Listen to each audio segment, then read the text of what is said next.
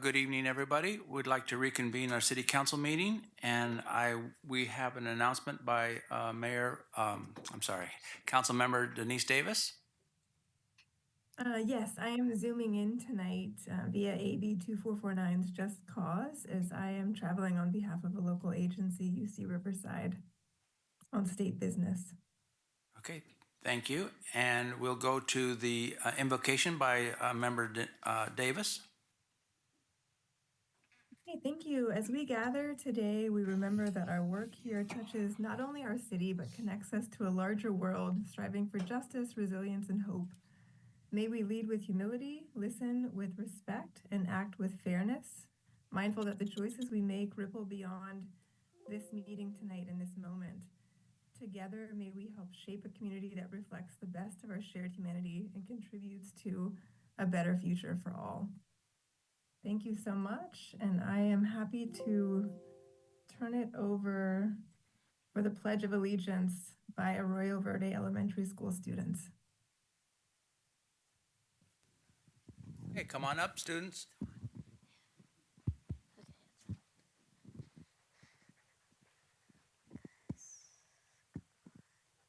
Some people on this side.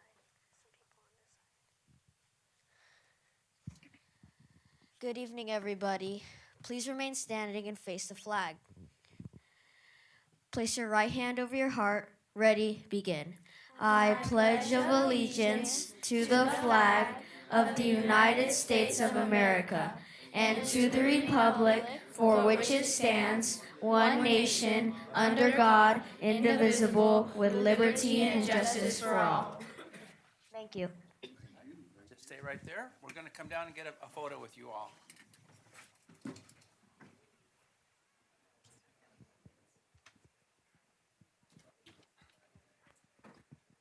We move up so we can get behind you. There you go.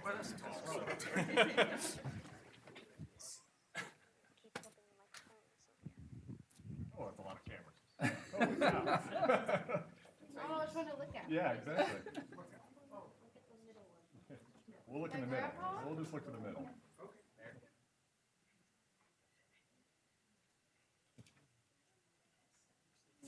That's good. Yeah. No, we're good. Yeah.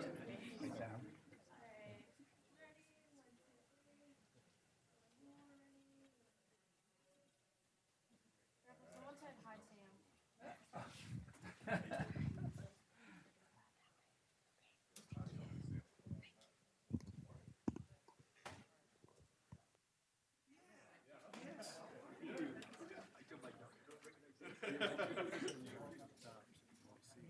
Yeah. Yolanda just now Oh, you did? at the hospital. Okay.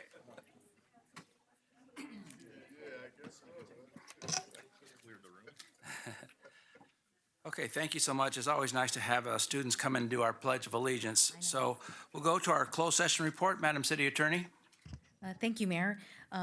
When we started the closed session, I announced at that time that Councilmember Davis was participating in the closed session pursuant to AB 2449, pursuant to travel for a public agency, which is the University of Riverside. So I wanted to make that clarification. And then the closed session reports for items C1, C2A, and C2B, 3, 4, and 5, there was no reportable action. And that ends the closed session report. Okay, thank you. Now that brings us to our presentations. I'd like to present the Asian American Pacific Islander Heritage Month proclamations to Heen and Prasad and Nitra. But first, let me make some comments before I go down there and present them their proclamations. Hien was born in South Vietnam, where his family witnessed devastating personal losses as they endured the country's total makeover. And in 1982, his family was fortunate enough to receive approval from the United States with support from the International Organization of Migration and International Rescue Committee to immigrate to Huntington Beach, California. He came to Redlands and graduated in 1997 from the University of Redlands with a degree in communicative disorders while enjoying additional studies in business, psychology, and music. After graduation, he worked for 2 years at one of the country's most recognized residential treatment facilities for children. He then accepted an opportunity to serve on staff for 15 years at First Baptist Church of Redlands, with roles as administrator, webmaster, and graphic designer, youth director, communications director, community outreach liaison, and providing congregational care with families of all ages. He is a proud father of 3 insightful, capable, caring children who attend schools in Redlands. Amongst his greatest joys is being married to his creative and compassionate wife, who has faithfully taught for over 26 years in Riverside and currently in Redlands Unified School District. In his spare time, he is a Scout Committee member of PAC 8 and Troop 11 in Redlands. He serves as a volunteer coordinator for food co-op consisting of local farmers, health practitioners, executive chefs, and businesses, and individuals who live within the mindfulness to help and grow and provide organic, locally grown vegetables and fruits for over hundreds of families in their communities every month and towards achieving better health and wellness. Ian serves on the planning committee for the A.K. Smiley Library Family Day and volunteers at his church and children's schools when the opportunity arises. So next, we are recognizing as the City Council in the City of Redlands, Prasad and Netra. They're owners of a well-known Indian restaurant, the Nayan Cafe in Redlands and in Fontana. Their American dream journey are unique in how they arrived here in Redlands, yet both share a common conviction of dedication, excellence, and integrity that have led to their success. Both have made tremendous sacrifices of leaving their families in Nepal to seek an opportunity in America to live without fear of war, injustice, and poverty. Their courage, grit, and compassion towards others has led to a successful business that has benefited their families as well as the City of Redlands and surrounding communities. Customers and employees are treated with kindness and flavorful cuisine as they welcome over 400 satisfied guests daily. In addition to attracting customers to Redlands, the Nayan Cafe is a beloved business that values people and supports community endeavors behind the scenes. They donate meals to local churches, youth organizations, and sponsor school sports teams, and honor our first responders and employees of local businesses with generous discounts.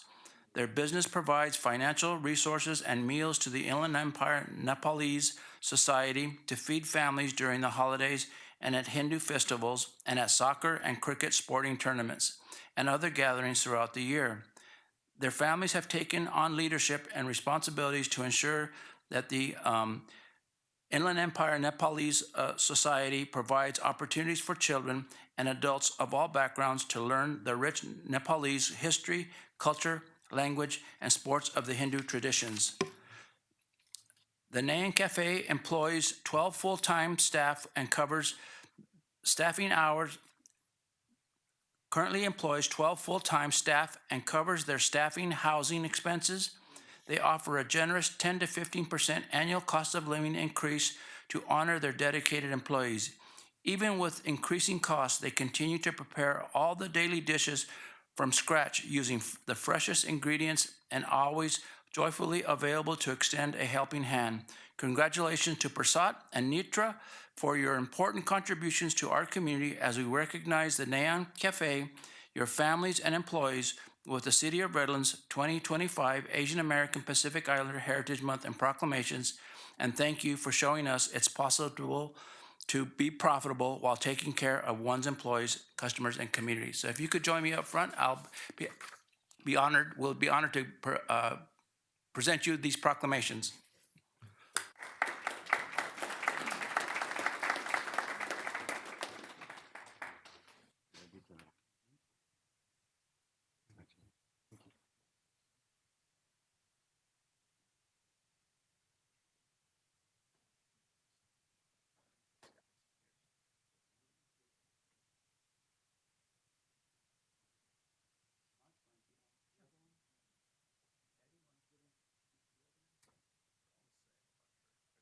Prasad? Yeah, they're on the same page.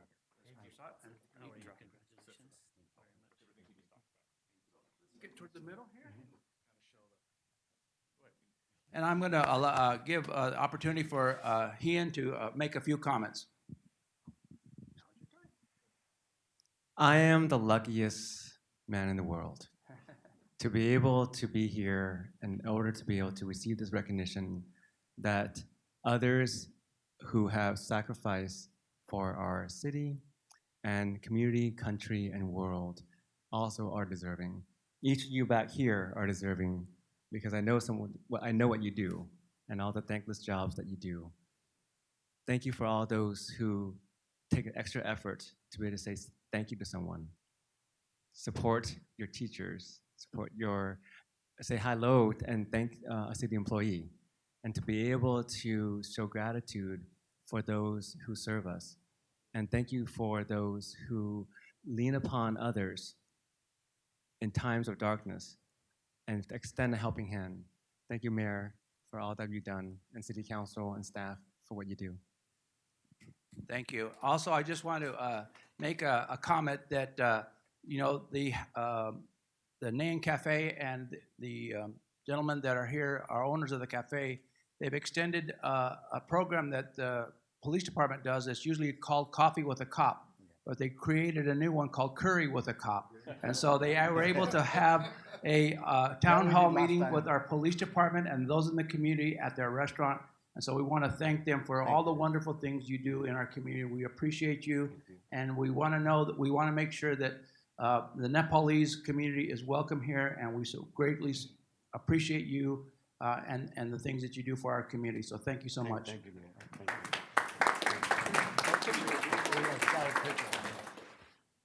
Right here on the count of three. 1, 2, 3. Hey, right here. 1, 2.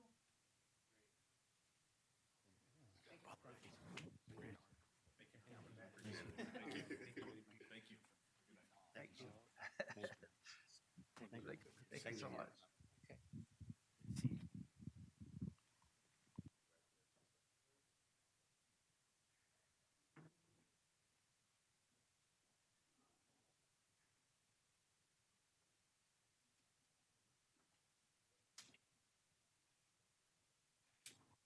Okay, next we'll move on. So thank you so much for all the work that they do here in the community. Next, we go to our public comment. First public speaker I have, our public comment, is Mr. Stephen Rogers.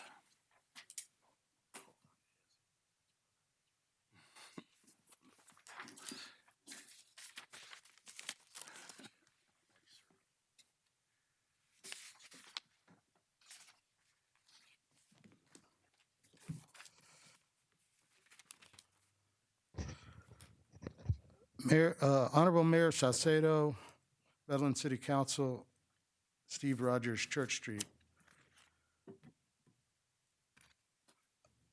I sent correspondence to the council and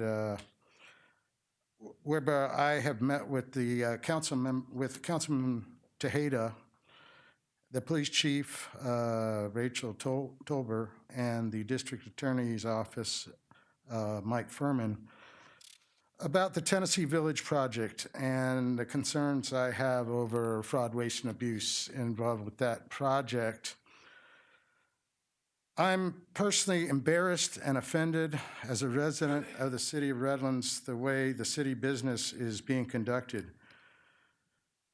Additionally, I sent 2 articles, one about the Travis Martinez settlement, and I'll talk about that later. The other is about phantom employees, and these articles, it's clear to me that the city employees are out of control and involved in misconduct, and the city council is condoning this misconduct and even rewarding misconduct by the city manager and his executive staff, to include the city's attorney. This is clearly not acceptable to the public and needs to cease immediately via adoption of a code of conduct and code of ethics. One of the phantom employees working on the review and approval of the ADU, which is the subject of one of the articles that I sent you from the Sentinel, that's been written. And I encourage everybody to read this article. Hopefully the council has read it already. I would encourage all the public, the city, and the city employees especially, to read both articles, the one about Travis Martinez and the one about these phantom employees that work for the city. Actually, they're former employees that have left the city, but the city is still using their names to sign off on projects. One of those employees that is involved in the ADU located on Hilltop Drive that I've requested be red tagged by the city's building official is a professional engineer now working for Caltrans in Sacramento, whose final plan check before he left the city required a pad certification before the building permit issuance, a certification that was never required before the the Development Services Department issued the permit, the building permit. So anyway, thank you. Next is Ipiani Lockhart. Definitely. Ipiani, okay, thank you, brother. Whatever's easier for All right, thank you, sir. Definitely.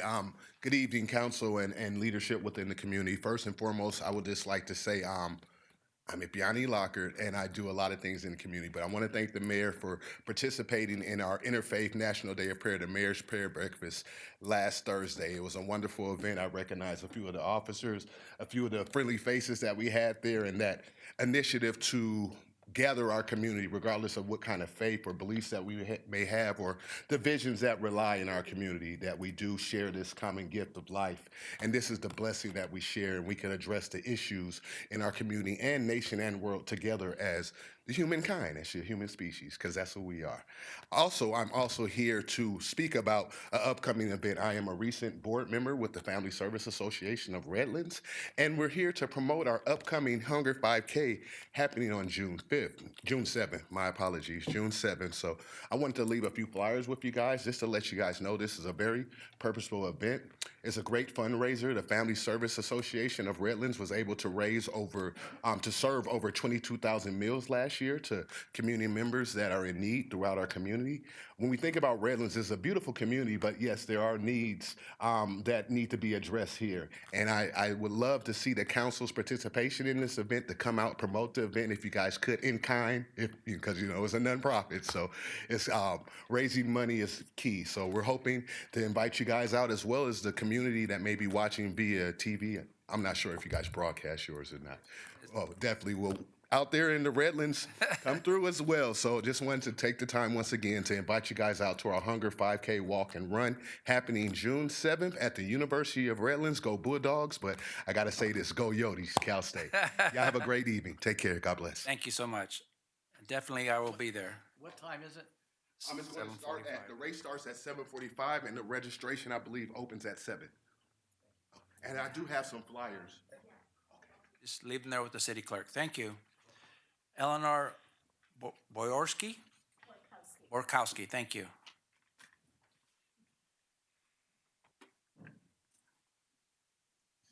Hello to the board and the council. I have a problem here, and I'm going to discuss it with you, and I hope that you will take this with a sense of us all doing better in everything that we do. Twice I've received a letter requesting a donation to be made to the police department for the cost of dealing with quality of life problems. The letter is endorsed by Redlands City Council and the police department. The tone of the letter, to me, is both demeaning and inaccurate and should be of concern to all citizens of Redlands. The letter blames ACLU and others as the reason we need the police department to take control of the quality of life problems. These theories have been debunked. Last, let's see, the letter from the police department and city council also states, if I don't contribute, they will know to get someone else to help. That to me is very important because, of course, I wouldn't think that they would get someone else. However, I do not want my name on any list in the police department or in the city council. I just want to resolve some problems, and maybe we could do better as a city. Last week, the University of Redlands celebrated the graduation class of 2025. The graduates heard powerful messages calling for civic engagement and personal resilience. Jim Ashby, chairman of the Board of Trustees for the University of Redlands, challenged the students to reinvigorate democratic principles, speak across lines of differences, and lead with principle, humility, and kindness. The police department, I was brought to this situation because it is a problem. And the letter that came out with approval from Redlands City Council was a shock to me. It really was. Ma'am, do you have a copy of this letter? Yes, I do. Could we see it? Because I'm unaware Yes. of any letter like this ever coming from. Well, I us. will show it to you. Okay, great, thank you.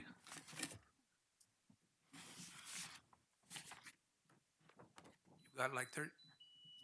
Go ahead, if you want to finish up your comments. Yes, well, I do have a suggestion. I would suggest that we form a committee or a group headed by a project manager to identify and to lead, I should say, the city of Redlands in establishing a safe quality of life program, including, of course, and with the leadership that they have, of making our quality of life better. Thank you. It will be just another meeting if you could bear I will give you this letter that has been given to me, okay, sent to me twice. Okay. Go ahead and hand that to our city manager. We'll need to Yes, go to our well, next I public will commenter. suggest also that we hire a project manager to deal with this issue so that we all could work together.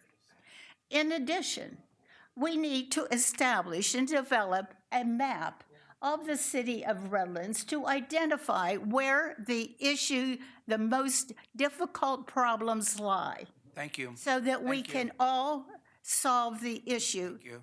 Most importantly, may I suggest Ma'am, we must have citizen involvement. Your 3 minutes are up. Can you please just go Yes, ahead I and hand that can. letter to our city Yes, manager? I can. I Thank you did so say much. that I might need 4 minutes. No. Thank you. Thank you. This is a very, very important problem in our city. Thank you. And I hope you understand the importance of us all working together. Yes, we do. Thank you Thank you so very much. much. Thank you. And this is the letter. Next public commenter is Ashima Kent. Thank you.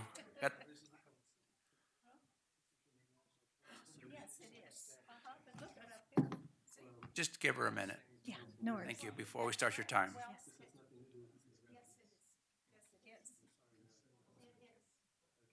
You better ask them to take your name off of this letter. Don't you think that should be? It's very misleading, yes, I can see why you would be misled by it. I don't believe the city is as bad as they're saying, okay? We had nothing to do with this letter, and we've never seen it before.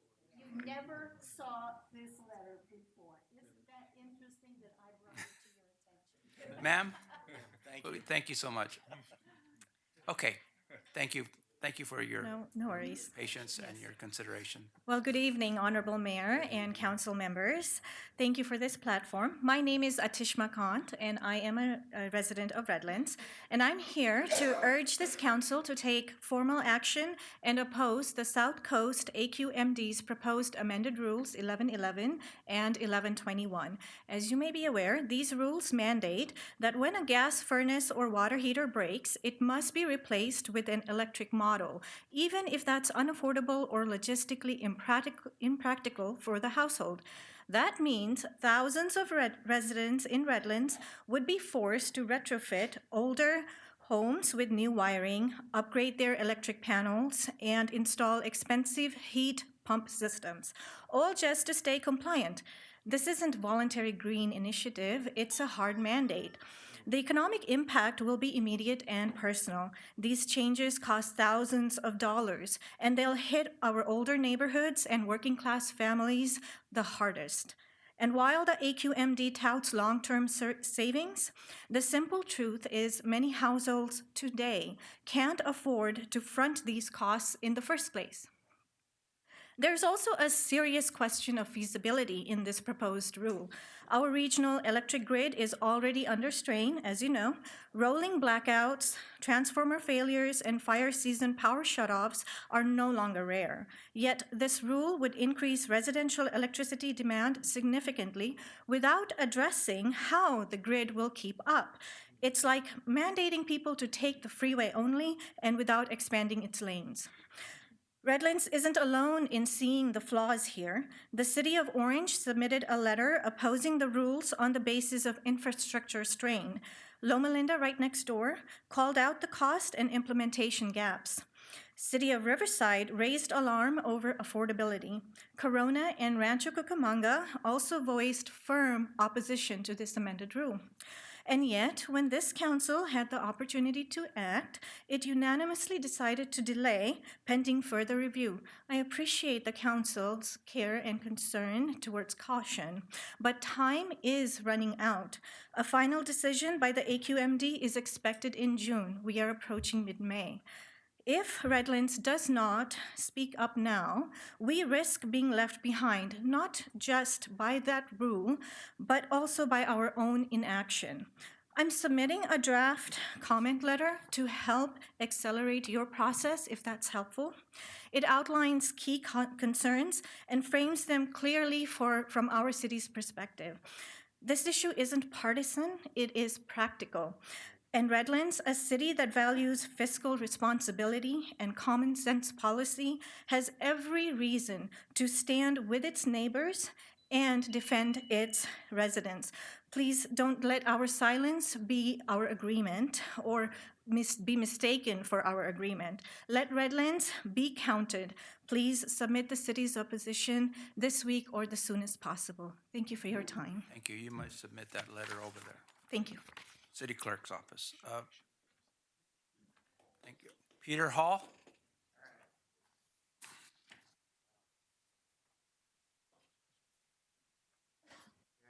What I want to talk about is not on the agenda, but given the fact that the school council just voted against allowing trans athletes to compete, I would like to read an article about a trans reality TV star named Jazz Jennings.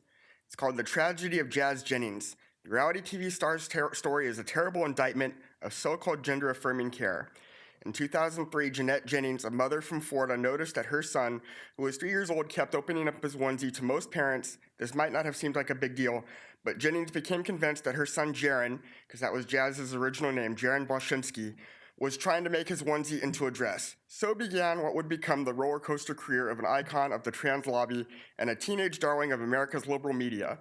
At the age of 5, Jaron socially transitioned to become a girl and was renamed Jazz Jennings. Aged 14, he started fronting his own hugely successful reality TV series, I Am Jazz, now in its 8th season.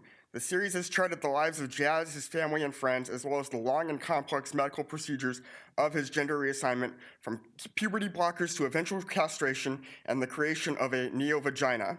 If we are to believe the trans lobby, for whom Jazz is now a prominent advocate, He is walking proof of the importance of early affirmation of transgender identity in children.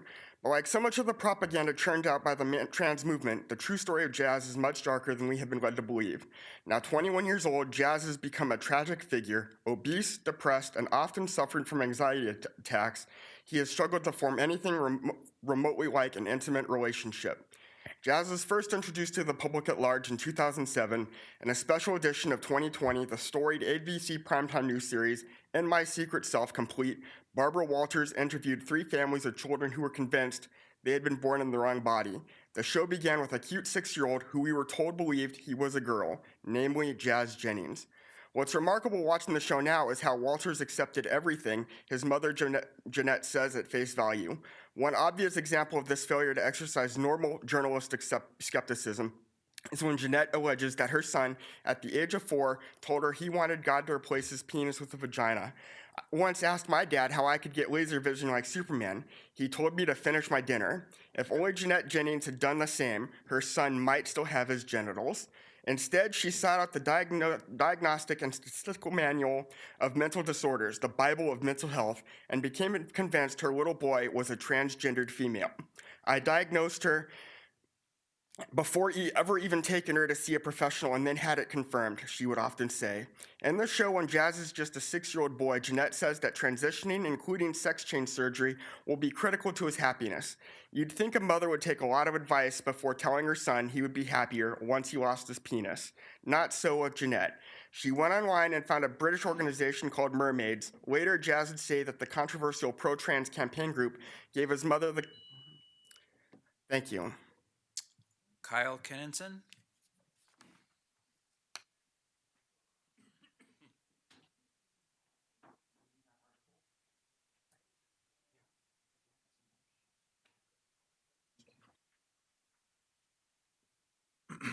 Hello, council members and Redlands residents. I represent Citridia, a Redlands mission-based business that negotiates a price to pick oranges, citrus in Redlands, specifically home and privately owned citrus.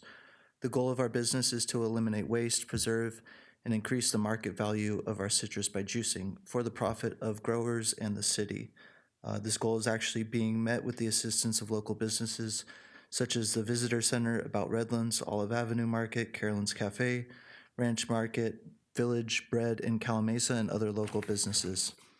In direct comment against the replanting of the England Grove, I implored the council to hear out the options presented to them. If the city waits a year to replant and allows Citridia to pick the grove, an opportunity to preserve and profit is created. If the city adheres to an offer presented by a private buyer, the grove remains protected and profitable. There are many alternatives to the current plan, which is to tear out, replant, and wait 5 years to export for profit. Why not put the faith in the people to answer the problem Redlands has been facing in regard to citrus for many years? This creates an opportunity to retain the historic heritage that we are built upon. The England Grove has numerous young trees that are bountiful. The 130-year-old trees are bearing fruit that is exquisite and completely utilized by Citridia. Every fruit is picked and essentially juiced. If given the opportunity to pick next year, regardless of who owns it, Citridia can show the city that our citrus is worth keeping for use within the city amongst our people. That is all. Thank you.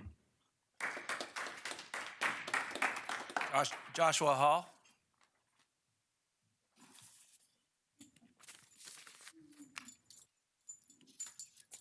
I'm here to speak in support of Candy Olson, Michelle Rindler, and Jeanette Wilson of the new Redlands Unified School District and the board, and speak out against Stronger Together Now, formerly known as Safe Redlands Schools. Stronger Together Now is constantly attacking Michelle Rindler, Candy Olson, and Jeanette Wilson, and anyone else who publicly speaks out against gender transitioning children. They are a hate group against anyone who identifies as their biological gender and does not engage in alternate sexual lifestyles, but instead engages in normal sexual relations, preferably within the confines of marriage, and supports.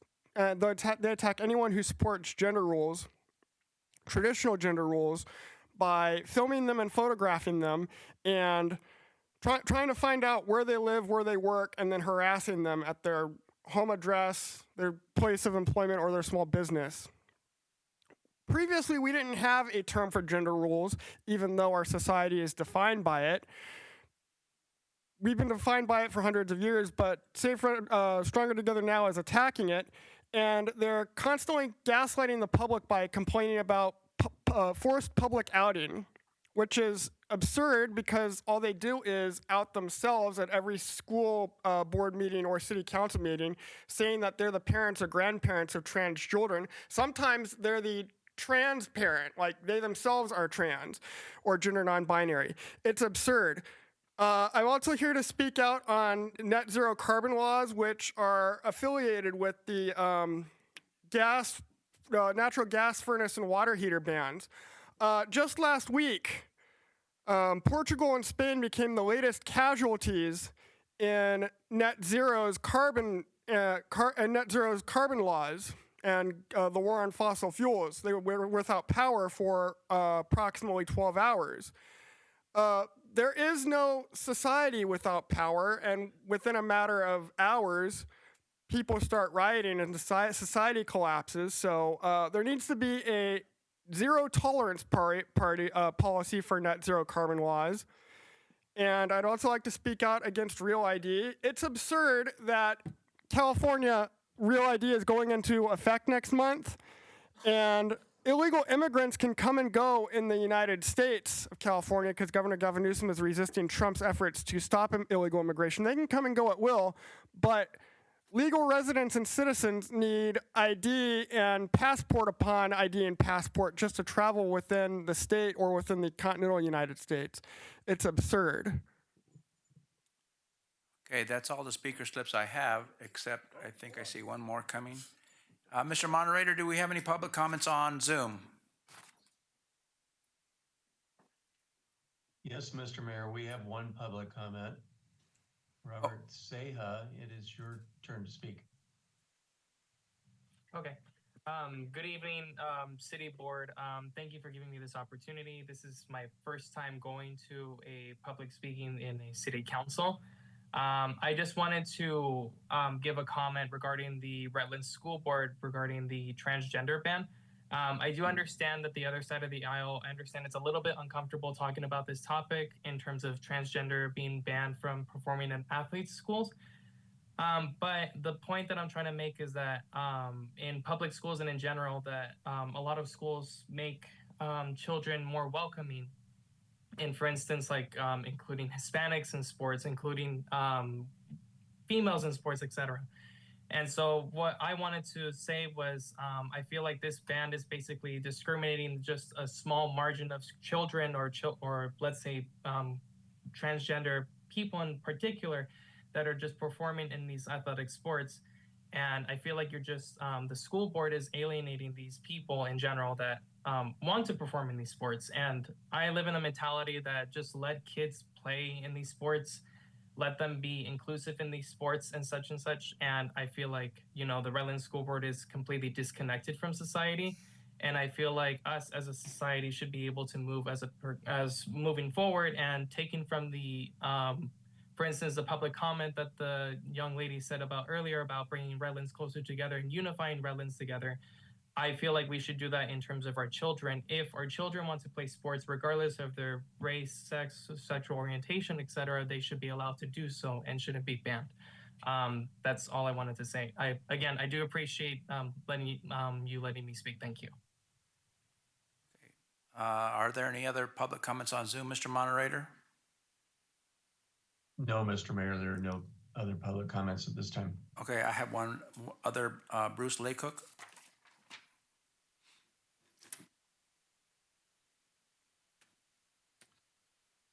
Good evening, council members, city staff, city manager. I hadn't intended to speak, but after listening to the previous speaker mischaracterize how Together for Redlands moves within the city, I felt I had to speak in their defense. To call them a hate group is absolutely incorrect. They work hard to build positive images of students, whether they are straight, homosexual, trans, whatever. They are not a hate group. They do not put down people because of their sexual identity. And I find that kind of language describing them to be completely erroneous, and I hope you will not take it seriously. I have concern that the Redlands School Board has acted toward trans athletes in a way that may not be compatible with current state and federal law and may expose them to legal action. I worry about that, and I think that Together for Redlands has brought that to light in a way that exposes the fact that certain people on the board have a particular agenda. I don't personally want to go further than that, but to say, please don't take language which characterizes Together for Redlands in a negative light for just on face value. Please look into the facts about what the group is trying to do and how they're trying to build a coalition. I appreciate you. Thank you. Okay, thank you. That concludes our public comment portion. We go to our consent calendar. I have requests from Mr. Rogers to pull item I-1. Did you want to talk to Mr. Rogers? And then I-5 he wants to pull as well, and I-7. Move approval of the balance of the calendar. There's a motion and Second. a second to approve the balance of the consent calendar. Madam City Clerk? Councilmember BARICH? Yes. Councilmember TEJEDA? Yes. Councilmember Davis? Yes. Mayor Pro Tem Shaw? Yes. And Mayor SAUCEDO? Yes. Okay, Mr. Rogers, I-1. Okay, I-1 is the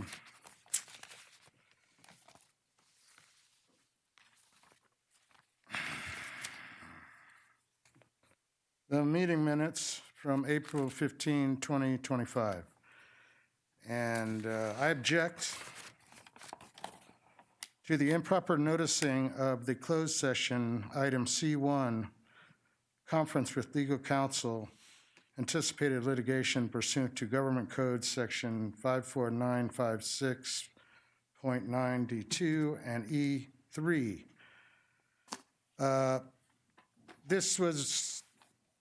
We were given as the public, and the public was totally in the dark on this, as you all knew. There was a claim that was submitted in on June 22nd of 2003. This claim was heavily redacted.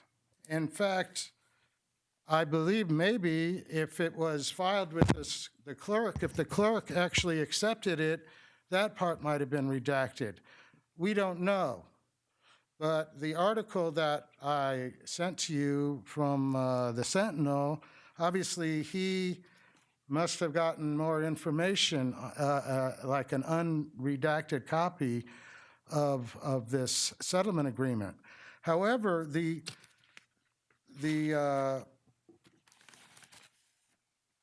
actual notice or the agenda item doesn't make any kind of reference to a claim or a settlement. All it says is that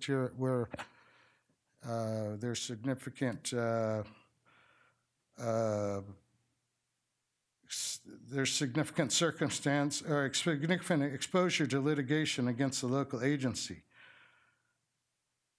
So anyway, this is the same language that's being used on in this agenda, in this closed session. And like I say, I object to this because I don't think this is proper notice to the people, especially when this claim has been here for 2 years. And what was BB&K just working with his attorney? I mean, I know a lot about Best Best & Krieger, and I believe that there's a huge conflict of interest in what Best Best & Krieger is doing here. They do this for other cities. I have a similar claim with City of Ontario, and this is how they do things. This is not right. It's not obvious to the public what's going on, and I'm sure that if the public knew what was going on, that we wouldn't stand for it, and Travis Martinez would probably still be working here. Thank you. Mr. Rogers, you have pulled item I-5, disclosure of a settlement agreement and release of all claims. Mayor, I think I need to make a motion on this item. I move to approve. I'm sorry. You have a question on this? I have a question on, I was not at the meeting, special meeting on the 29th. Should I recluse myself for that, or am I able to? Okay. All right. Then if there's no other discussion, I'll move to approve the regular meeting minutes of April 15th and special meeting minutes of April 29, 2025.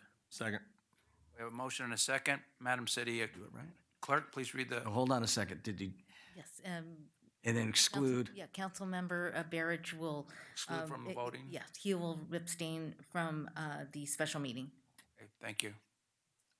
All right, Madam City Clerk, can you call the roll? Councilmember BARICH? Yes. Councilmember TEJEDA? You just. Which one are we doing? I mean, are we separating it out? Or do I exclude myself for the whole? No. You have to vote yes for the. You're going to vote. You're Yes going to vote for for the- the one item that you were participating in. Yes, the 15th, right. And then I'll. We've already put in the record that you are abstaining from the special meeting item. Oh, okay. All right. So Councilmember Tejeda? Yes. Councilmember Davis? Yes. Mayor Pro Tem Shaw? Yes. And Mayor SAUCEDO? Yes. Okay, Mr. Rogers, item I-5. Okay, item I-5, which I went into a little bit in the first item, and what is the subject that I object to. Basically, like I said, it's too much of a coincidence, the dates on when this claim was filed in June of 2023, and then Best and Krieger 3 days later is, well, they've always been special counsel, but let's just say their contract is refreshed. And I spoke about this at the April meeting, and I haven't seen exactly what the way that my comments were put into the minutes, but I object to the way that the Redlands is utilizing Best and Krieger. And I assume that on the item that's on this closed session, that, you know, another city employee that has Mr. De Leon, Alexis De Leon, that this person, if the city is going to use Best and Krieger to handle them, it's not right. So anyway, the client, because of the reasons I stated before, and that this should not be on the closed session. Okay, the people don't know anything about this, but it's on the closed session. And the same thing, you know, I'll talk about this final map, but it's the same kind of thing. And to me, this shows that what really should have happened is that the Martinez settlement should have been in the open session also. If you guys were going to agree to it in closed session, then you have it in the open session as a discussion item. It's not just like, oh, it appears, and now it's consent calendar. We don't know anything. Unless you read the article that the Sentinel put together, and you know why this whole thing happened. And it's because of the city council, former city council members. It's not because Mr. Martinez had any problem with doing his job. He was probably one of the most respected officers there was here at the city of Redlands. And so, like I said before, I'm offended by the way that the business is being conducted with regard to your employees, and that this was not conducted properly with regard to this settlement, and I objected to the closed session. And then like I said, I'm saying here now that this is improper because it should have been on the meeting, last meeting. That would have been proper notification to the public. Then we would have known, oh, something's going on. But the way this is done, no. That's all I have to say. Thank you. Okay. Mayor and council, I do want to address some of what the speaker has mentioned. This item was on a regular meeting agenda, and it was on the agenda posted 72 hours before the meeting. So that is the required notice under the Brown Act. After closed session, I actually reported out what happened in closed session, including the vote. In addition, the next day, on the 16th, I made the settlement agreement public without redaction, and I also included with that document the minutes of the closed session discussion, what the council discussed, and the vote as well. And I made that public as well. Not required under the Brown Act, but I did so anyway for transparency purposes. So, and that still can be sought from the city clerk today. So this item, now we have it again, open session item. The settlement agreement is attached here as an open session item pursuant to the requirements of the Redlands Municipal Code. So there's been more than adequate transparency here. Thank you, Madam City Attorney, for the clarification. If you want to excuse yourself, we have another public speaker on this item. Mr. Bruce Laycook.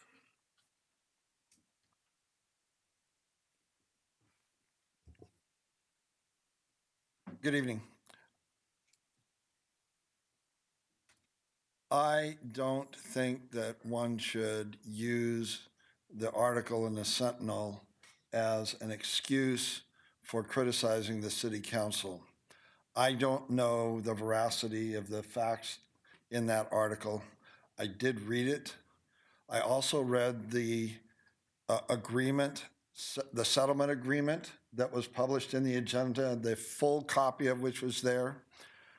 But I do question whether putting it on the agenda the way you did and not mentioning that the city, not mentioning publicly that the city is settling for just under $900,000 with Mr. Martinez, I question whether that's really full disclosure. I went to the city's agenda today. I opened the document. I read the document. I agree that you complied with the legal requirements, but putting it on the agenda the way you did seemed like you were covering up the fact that you had agreed to spend almost $900,000 to settle this claim. And I don't think going forward that that's your best practice. I think you ought to at least have a way on this agenda item or an agenda item like this to disclose at the 10,000 foot level what the dollar amounts involved were so that the public who hears you approve this knows what you're approving. Thank you very much.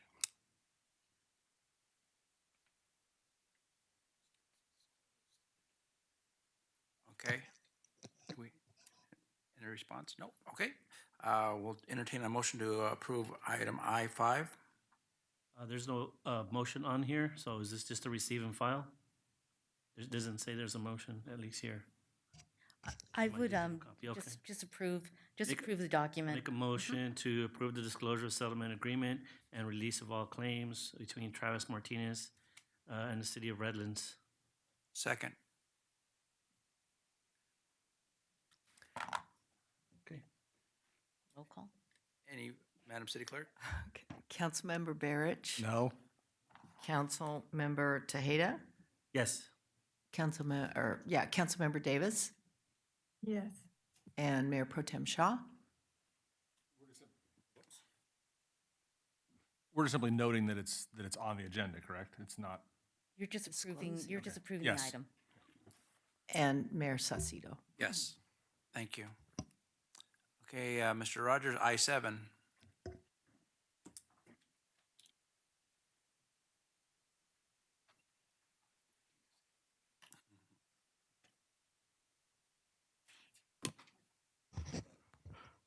Okay, I-7. This is another item that shouldn't be on the consent calendar. And you know, what I was talking about before about why it was improperly noticed, it's a combination of these things. It's a combination of these things. It doesn't belong on the consent calendar one way or the other. Same with this final map. Okay, this final map is a final map. Well, guess what? You guys don't know anything about it because it got approved by the Planning Commission. The tentative map got approved by the Planning Commission. It didn't even come to the City Council. Now, most of you think, oh, how could that happen? Well, guess what? That's one of the things, that's one of the, let's just say, incongruent parts of the municipal code, that it allows that if there's a real, let's say, controversial project that you don't want to have come to council, you just have the Planning Commission prove it, like happened on the Mistretta project. Now you guys are doubling down and doing this kind of stuff on every project, or just the ones that are, you know, controversial. So this project here, and, you know, here we go again, me talking about not having any engineers involved, doesn't belong on the consent calendar. Whoever's putting the calendar together doesn't know what they're doing. Whoever's putting together this agenda doesn't know what they're doing. And especially when they have an item that they're recommending that has to be signed by the city engineer, and there's nobody from engineering that reviews this document. So, you know, it's going to the board tomorrow, just like 4 or 5 other projects have gone to the board, because you guys are going along and condoning the way that this gentleman over here has set up everything so that you don't have an engineer on your executive management who are the decision makers. They're the ones that decide what comes to you guys, the ultimate decision makers. But these are your so-called, you know, let's just call them policymakers, because if there was an engineer, a registered engineer that was on one of the department heads, so then on the administrative staff for the city manager, this kind of stuff would never happen because it's illegal. It's illegal for the city engineer to just sign this map because the council said to do it. He hadn't even reviewed it.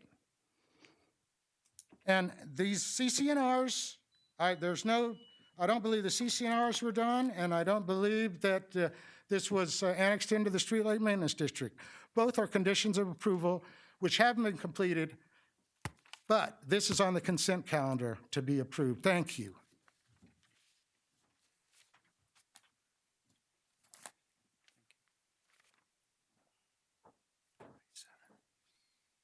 Rick Rush on I-7. Good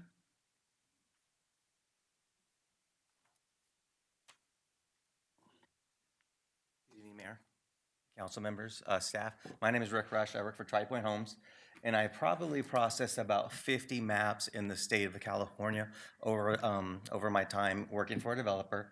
And the city of Redlands has done it as consistently as it's been done in any other city and municipality that I've done it in before. Every single final map that I've recorded has gone through staff. In this city, you have an outside consultant that reviewed our map, along with staff, along with fire, planning, building, and safety. So all the staff reviewed it, your outside consultant, and that's very consistent with every other state or every other city in the state of California. It then is approved by staff, recommended to the council, comes on a consent calendar, and every single municipality I've ever worked with has adopted a map on a consent calendar as it's being done this evening, and that's per the Subdivision Map Act, which is the law that we follow when we do subdivisions. So I just wanted to come up real quick and kind of defend the city, the staff, and everything. Everyone's done a wonderful job. We as a developer have met our condition of approval. We've done everything that staff has required. And I'd also like to throw out the other thing about the map going to the tentative map going to a planning commission. Again, very consistent with every other municipality that I've dealt with.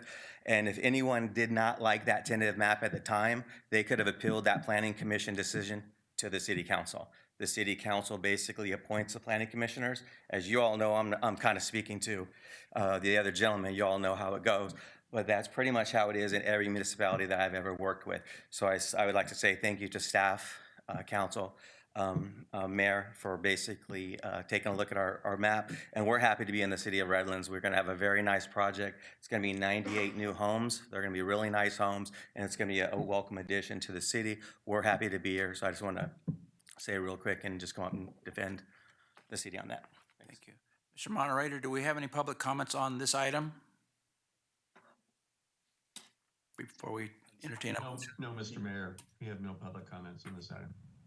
I move the city council I move the city council approve final track map number 20473. Second. Madam City Clerk? Councilmember BARICH? Yes. Councilmember Tejeda? Yes. Councilmember Davis? Yes. Mayor Pro Tem Shaw? Yes. Mayor SAUCEDO? Yes. Thank you. Okay, that moves us to item J on communications, conference report of the Southern California Association of Governments and General Assembly. We'll start with Councilmember Davis.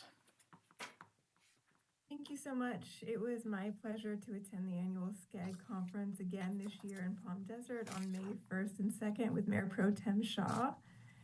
After the conference welcome session, I participated in the General Assembly meeting, which involved voting on budget approval as well as approving the slate of new officers.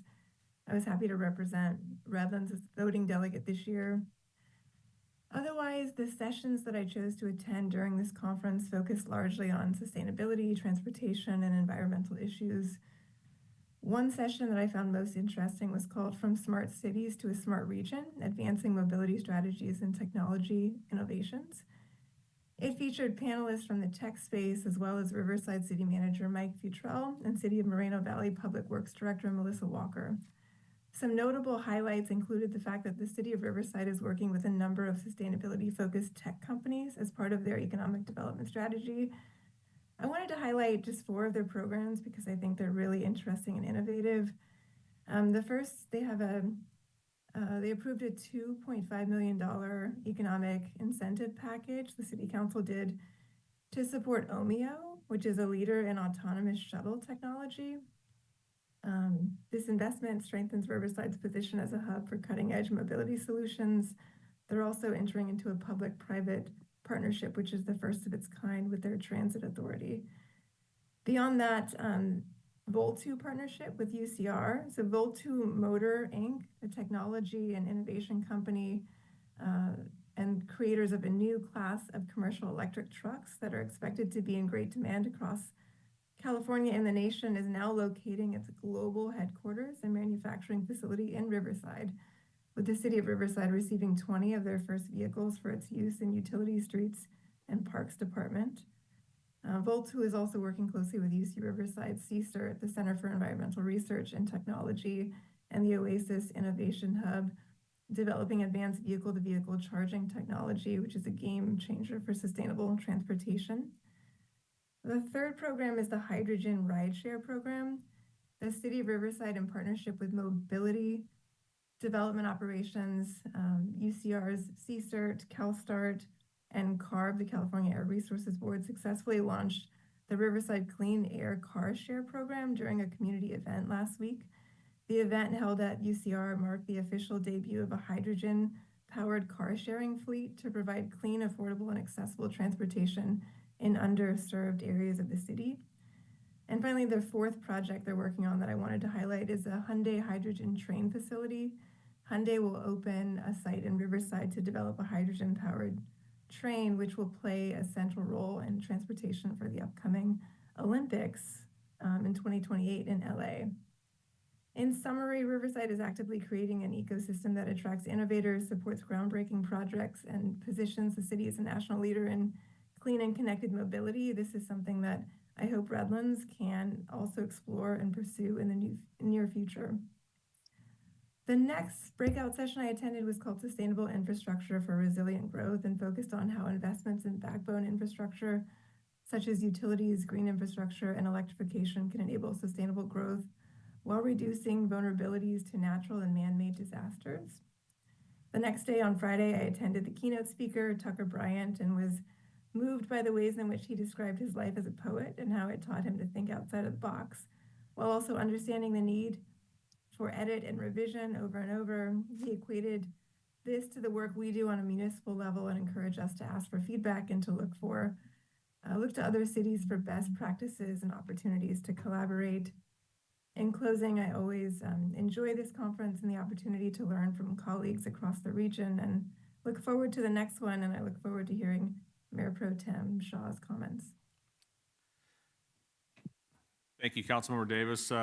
Since we attended some of the same ones there, I'm not going to rehash all of those. I certainly agree that the Tucker Bryant was quite entertaining. His focus on creativity and collaboration and really kind of keeping that competitive advantage was good to hear.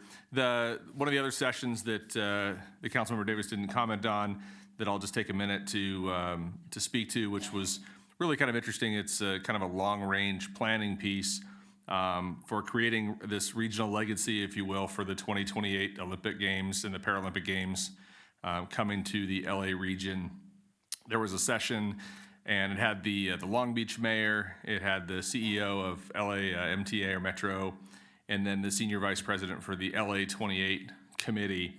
And it was really interesting to kind of hear their focus was making sure that they can facilitate the travel for all of these visitors and all of these athletes that are going to be flowing into the region to participate and to observe, but keeping in mind that there's 19 million people in LA that they still have to do their daily business and they still have to get to work and they have to have all of the cargo and dealing with the port and the traffic that normally stems from the port, which makes things just really kind of chaotic there. And some of the ways that they're planning to mitigate traffic, to have direct access routes for athletes and visitors so that they can get to events. And so obviously it's still a couple years away, but it all kind of, it begins now with, they're gonna have the FIFA World Cup, they're gonna have a lot of major events leading up to the Olympics, with kind of the crescendo being the 2028 games. So it was a good session. It's what really kind of closed out the conference. And I found that to be quite interesting as kind of a traffic person to see what their long-term plan is. So I will leave it with that. Thank you. Thank you for those wonderful reports, and thank you for Redlands being well represented there. And thank you again for your time and energy on those reports. We now move to the K on our agenda, K1, which is the consideration of a public work construction contract with Angeles Waterproofing and Restoration, Inc. for the amount not to exceed $684,584 for the Citrus Avenue parking structure maintenance and repair project, and determination that the project is exempt from environmental review pursuant to Section 15301D of the state guidelines implementing the California Environmental Quality Act. Facilities and Community Services Director Crocker. Thank you, Mayor, members of the council. In 2023, the city conducted an assessment on the 6th Street parking structure. According to the assessment, the structure is in fair condition, but the report suggested some repairs and maintenance items to extend its service life. Those repairs were incorporated into plans and specifications, and then staff advertised the project for construction on March 5th. We received 4 bids, and Angeles Waterproofing and Restoration was deemed the lowest responsive bidder for the project. I'm available for any questions. Are there any questions from staff? I don't have any speaker slips. Mr. Moderator, do we have any public comment on this item, K1? No, Mr. Mayor, no comment on this item. What's the wish of the council? I move that the city council determine that the approval of a public works construction contract with Angeles Waterproofing and Restoration, Inc. for the Citrus Avenue parking structure maintenance and repair project is categorically exempt from the environmental review in accordance with Section 15301D of the state guidelines implementing the California Environmental Quality Act, and I move that the City Council approve the Citrus Avenue parking structure maintenance and repair project plans and specifications and award a Public Works construction contract to Angelus Waterproofing and Restoration, Inc. for the amount not to exceed $648,584. Second. Madam City Clerk, we have a motion and a second. Councilmember Barich. Yes. Councilmember Tejeda. No. Councilmember Davis. Yes. Was that a yes? I couldn't hear. Okay. Yes. Yes, okay, sorry. Mayor Pro Tem Shaw. Yes. And Mayor SAUCEDO. Yes.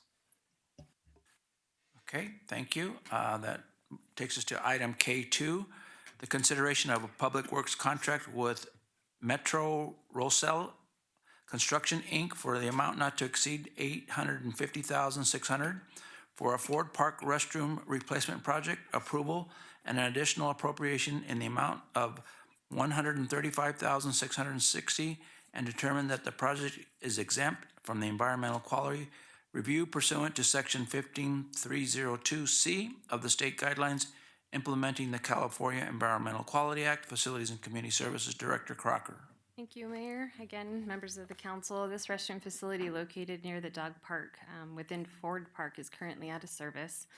Over the last year, staff have been working on design of this rebuild. It'll include 2 restroom areas with a total of 6 stalls, 2 that are ADA compliant. Staff advertised this project for construction on November 14th. We received 7 bids, with Metro Cell Construction deemed the lowest bidder. If approved, the project's expected to be completed in about 120 days if everything goes well. Okay.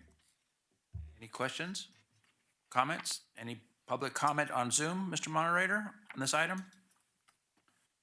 No, Mr. Mayor, no comment on this item. Thank you. I'll bring it back to the City Council. What's the wish? I move that the City Council determine the approval of Public Works contract with Metro Cell Construction, Inc.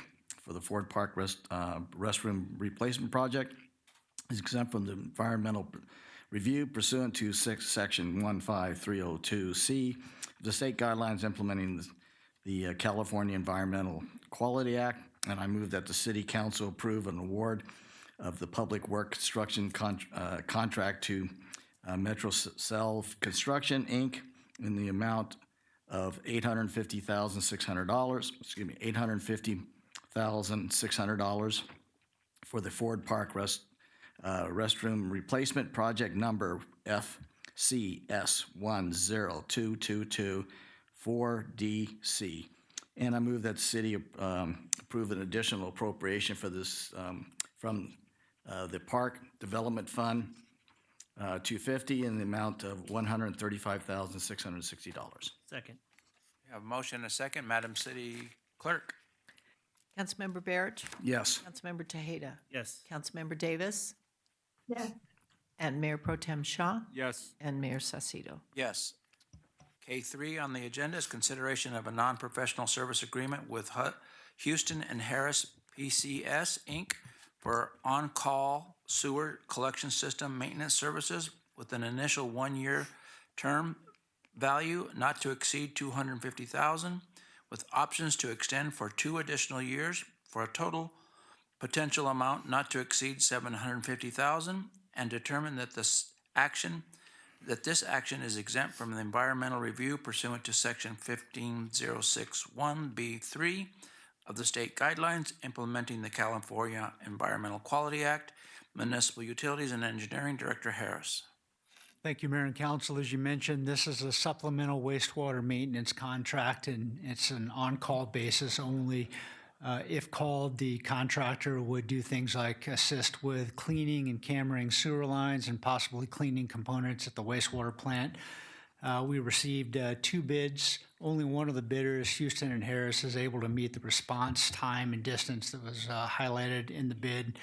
And this was a bid to tie down unit pricing. So that's why you see a difference in the bid pricing and the contract value recommendation tonight. We typically budget about $250,000 a year for this kind of supplemental work. And with your approval tonight, the contract the initial term would be for 1 year and $250,000, extendable 2 additional times for that same 1-year period and $250,000. With that, I'm happy to answer questions. Yeah, is this, I wanted to make sure I understood that this is just for the for services at the wastewater treatment plant? It could be in the system as well. If, for instance, if we have a large sanitary sewer overflow, a backup in the system, and it overwhelms the resources we have on the city staff, we may be forced to call for some supplemental assistance. That's what this contract would be used for. Okay, thank you. Okay, any public comment on Zoom, Mr. Moderator? No, Mr. Mayor, no public comment on this item. Thank you. I'll bring it back to the city council. What's the wish? I move that the city council determine the approval of the non-professional service agreement with Houston and Harris PCS, Inc., and exempt from the environmental pursuant to section 15106(1)(b)(3) of the state guidelines implementing the California Environmental Quality Act, and I move to approve the non-professional service agreement with Houston and Harris PCS, Inc. Second. We have a motion and a second. Madam City Clerk? Councilmember BARICH? Yes. Councilmember Tejeda? Yes. Councilmember Davis? Yes. Mayor Pro Tem Shaw? Yes. Mayor SAUCEDO? Yes. Item K4, consideration of a public works construction contract with Trico General Engineering for the Orange Blossom Trail Phase 4 project for an amount not to exceed $960,145, and determine that the project is categorically exempt from environmental review under Section 15301C of the state guidelines implementing the California Environmental Quality Act. Municipal Utilities Engineering Director Harris.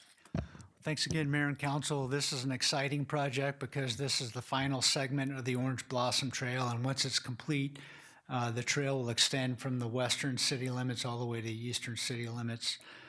So this last segment constructs about 3/4 of a mile on the west end of town from California Street to just north of I-10, where a developer constructed the last segment of the trail that touches the western city limit lines.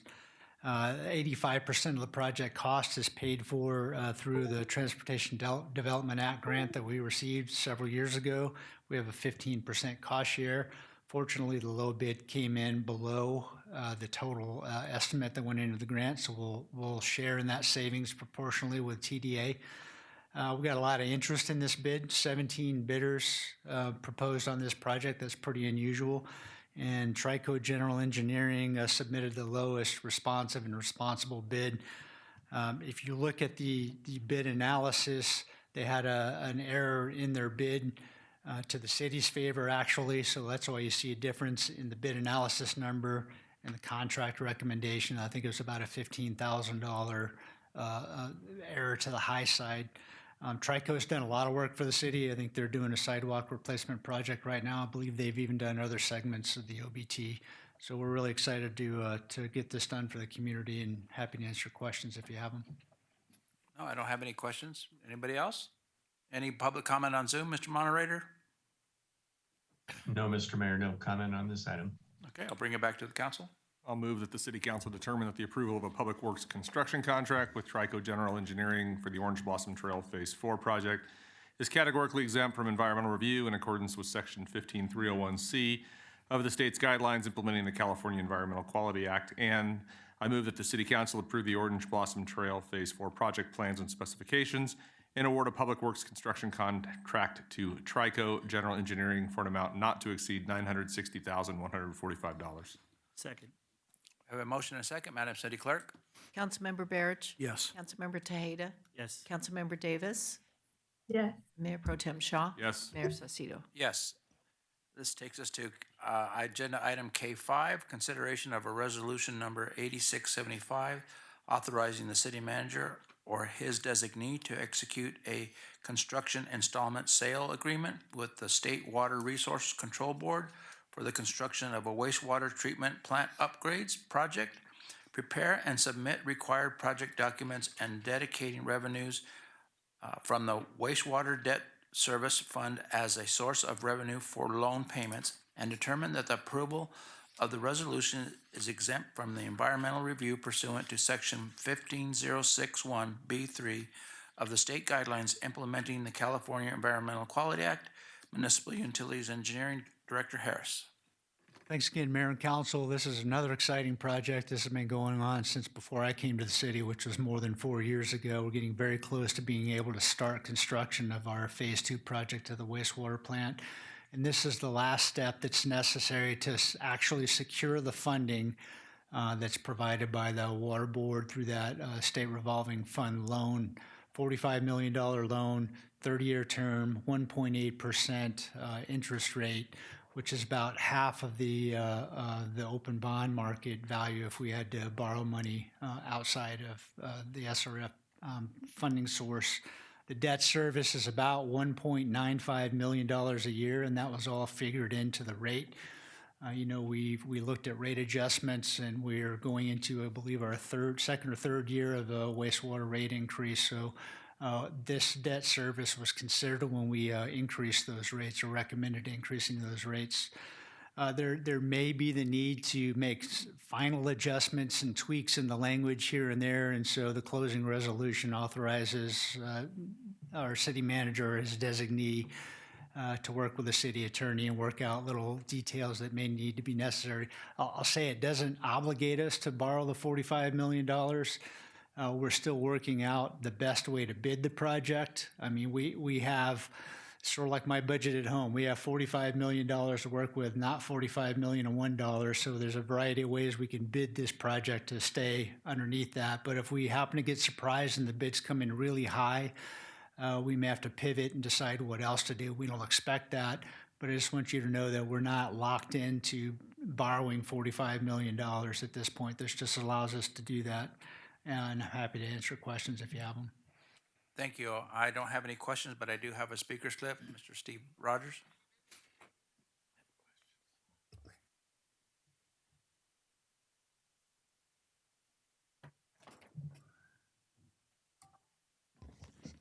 Honorable Mayor TEJEDA, Redlands City Council, Steve Rogers, Church Street. Okay, Mr. Harris admitted that this project was going on before he got here, so he's not totally to blame, okay? And when I say that, it's consistent. My opinion here is consistent with what I told you all at the last city council meeting, and it's being confirmed really with this item that basically the wastewater treatment plant that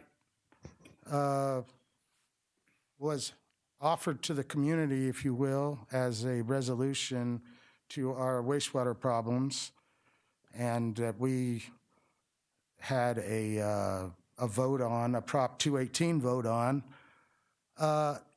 was an upgrade project, okay? And it even talked in there about the ultimate project that Redlands is envisioning. And anyway, this is not that project. This really should be called the waste, instead of an upgrade, it should be called the maintenance project, because really the plant is falling apart and you're just maintaining it. If you were upgrading the project, then what has been done up to now would not really be appropriate. And when I say that, it's all based on the type of environmental review that you do for this project. And this project has been piecemealed since before Mr. Harris got here, which is illegal under CEQA. And basically, to avoid the piecemealing, which Mr. Harris continues to talk about, we're going to be able to pick and choose what we want to do. That's why you do an EIR. And that, because that's what defines the project that the community needs. This community is in dire need of some real engineering for the sewer wastewater treatment plant. And when I say that, we don't even have a wastewater treatment master plan that's been adopted under CEQA that would be the ultimate, which would be what the plant will ultimately need to handle. We don't even have that. So basically, we're flying blind here. And I gather to say that once the state understands that there was no environmental document done to approve this, then they're not going to offer this $45 million. So it's really a dilemma, and it's all because the right people were not working on this project from the very beginning. Thank you. Mr. Moderator, do we have any public comments on this item? No, Mr. Mayor, no public comments on this item. Okay, I'll bring it back to the council. Oh, I'm sorry. Just wanted to add a couple of thoughts, some of which I've already spoken to at the previous meeting. When I say this project has been going on since before I got here, I mean an engineering contract had been issued to Parsons, and it's been under design since before I got here, shortly before I got here. The entire project, the expansion of the plant, which is not necessary for many decades, is a $110-ish million project. We had to raise rates 50% over a 5-year period to be able to pay the debt service on a $45 million project. So we would have had to have more than doubled that rate increase, which two issues with that. Number one, it's the affordability issue. We have some folks that are struggling with even a 10%, understandably, a 10% increase each year. But we could not secure $110 million. That expansion, the capacity treatment expansion, the difference between a $45 million project and a $110 million is not necessary for many years. It's fully designed. We could do that when the time comes and we feel that is necessary. The CEQA document was done for the entire $110 million project. This project's not being piecemealed in terms of CEQA. And the state, there was a very, very lengthy review process. This is why it took so long to bring this financing document back to you. It was more than a year long, reviewing the engineering plans, the CEQA. It's been gone through with a fine-tooth comb. There is no risk of us not securing the $45 million, certainly not related to CEQA. Thank you for the clarification, and thank you for all the work and details that you and your staff have done on this project. So it was engineered, right? We had an engineering company or a subcontractor that engineered this, right? Parsons Engineering, and you approved an agreement with them at the last meeting to get the bid documents ready. They did all the engineering work on this project. Right, but I just wanted the public to know that we've done this, just to kind of counteract the last speaker. Absolutely. When do you propose this is going to be done, completed? So it's going to take the better part of the rest of this calendar year to get the bid documents ready and roll the bid out. We think it's approximately 2-year construction project, and we don't have to start repaying the loan until a year after construction is complete. All of those timelines and the debt service was figured into the rate increases that you adopted a couple of years ago. Great, thank you. Okay. Any other questions? Nope. Nope. I move the city council determine adoption of resolution number 8675 is exempt from environmental review pursuant to section 15061B3 of the state's guidelines implementing the California Environmental Quality Act. And I move to adopt resolution number 8675 approving the construction installment sale agreement with the State Water Resources Control Board and authorizing the execution of the agreement by the city manager or his designee.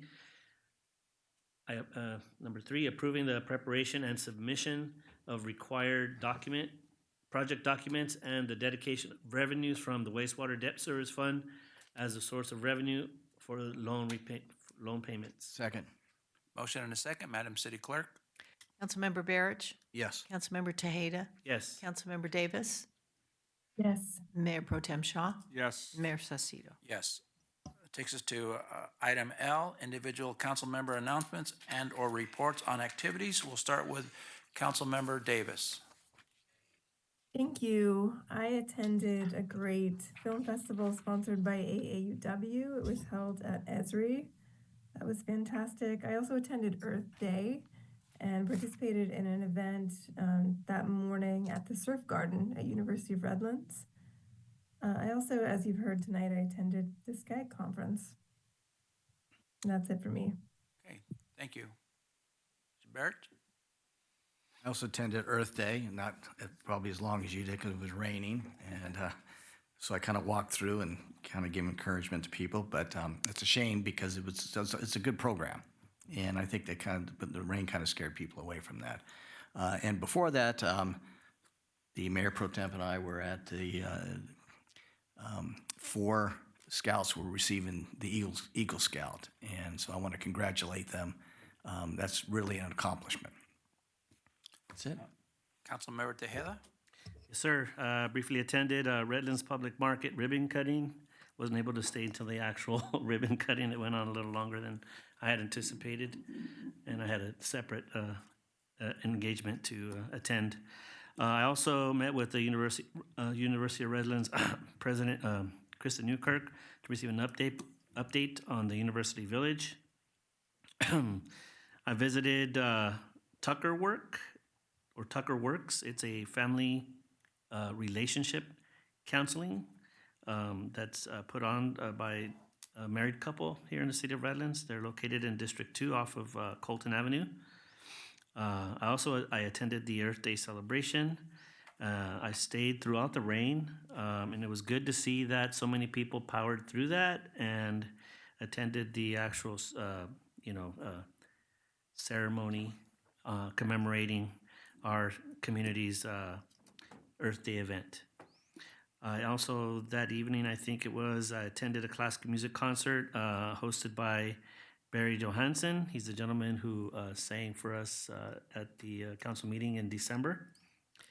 And he's got a really interesting project that he wants to propose to us. I look forward to working with him. And just really quickly on a personal note, our prom for the high school that I work for, it's an adult transition program and continuation school. Had a prom here at the Fox Theater this past Saturday, and it was good to be there. So that's a report from me. As I mentioned in the last meeting, I'm going to go ahead and submit a written report. I've got 15 or 16 items or things I did. so do I. I'm not going to bore everybody with it, so I'll submit one. It'll be on the next agenda. Yeah, I've got about 19 events that I attended along with some of our council colleagues, but I'll just hit some of the highlights. We had some council briefings and also Municipal Utility and Public Works Commission, Rise and Shine, ribbon cutting at a financial institution on Stewart Street. We attended, represented the city council at the Officer Seth Franklin's funeral services, the Gateway Ranch, the also Teachers Appreciation Day hosted by the Jesus Christ of Latter-day Saints. Had a meeting with Congressmember Jay Obernorty and also Congressman Aguilar. It was a Veterans Town Hall meeting. And then we did the flag ceremony up at the Burge Mansion. We had the Kimberly students come in and recite the Pledge of Allegiance, and it was a great day to be out there, a wonderful day. And it's always wonderful to see all those students sing and then recite the Pledge of Allegiance and get the history of the Pledge of Allegiance being started here in the city of Redlands. And so those are just some of the highlights. And again, I have probably about 19 other places that I went throughout the month of April. So with that, if there aren't any other pieces of business to conduct, we stand adjourned to our next meeting of May 20th, 2025. Thank you for your time and patience.